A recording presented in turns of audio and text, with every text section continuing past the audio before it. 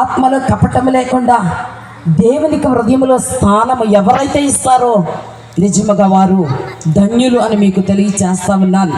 దేవుని వాక్యం చదివిస్తూ ఉంది, మనుషుడు ఎప్పుడు పై రూపాన్ని చూస్తాడు, కానీ దేవుడు అంతరాత్మలో ఉన్న పరిశుద్ధతను కోరుకునేవాడు, అంతరాత్మలో ఉన్న నీతిని కోరుకునేవాడు, అంతరాత్మలో ఉన్న యథార్థతను కోరుకునేవాడు.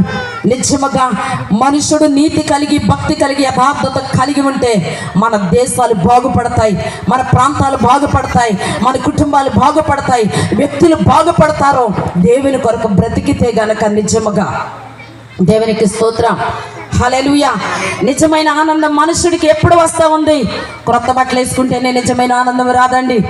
ఒక గృహము కట్టుకుంటేనే నిజమైన ఆనందం రాదండి. కోట్ల ఆస్తి కూర్చుకుంటేనే నిజమైన ఆనందం రాదండి.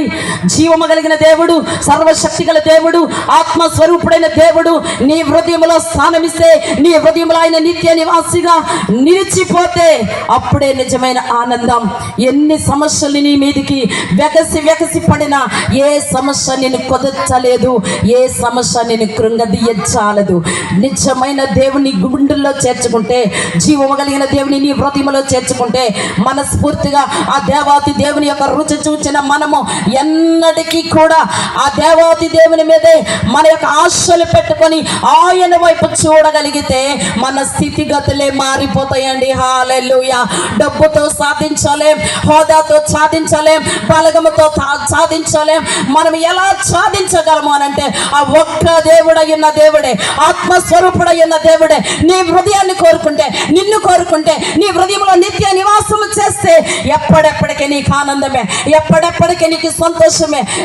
యెహెజ్కేలు ప్రవక్తతో దేవుడు అంటున్నాడు, ఇదిగో నువ్వు తేళ్ల మధ్యను బ్రహ్మదండి చెట్ల మధ్యను ఉంటావు. బ్రహ్మదండి చెట్లు అంటే బ్రహ్మదండి చెట్ల వంటి మనుషుల మధ్య, తేళ్ల మధ్య నువ్వు బ్రతుకుతావు, కానీ నేనుంటాను, నేను నీకు తోడుంటాను.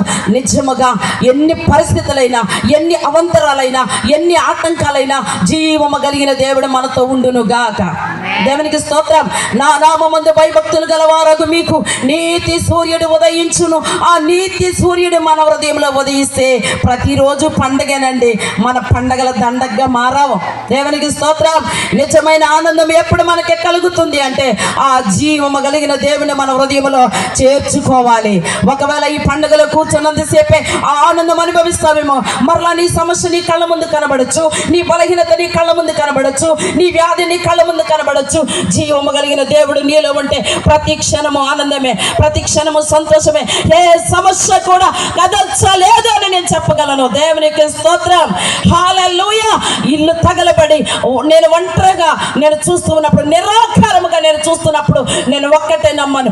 ఒక్క మాట మాట్లాడాడు నా దేవుడు, పుడతా తీసుకొచ్చావా అన్నాడు. అవును ప్రభా, నేను పుడతా తీసుకురాలేదు, చనిపోతూ నేనేమి తీసుకొని పోలేనని నేను అన్నాను. దేవా, చెట్టు కింద ఉండైనా నిన్ను ప్రకటిస్తాను. ఎక్కడ నుండి వచ్చింది నాకు ఆ ధైర్యం? నా గుండెల్లో నా యేసయ్యను చేర్చుకున్నాను, జీవము కలిగిన దేవుడు తెలుసుకున్నాను, ఆ వెలుగైన దేవుని యొక్క వెలుగు అనుభవిస్తున్నాను. కాబట్టి ఈ రోజు ఇంత ధైర్యంగా నేను బ్రతకగలుగుతున్నాను.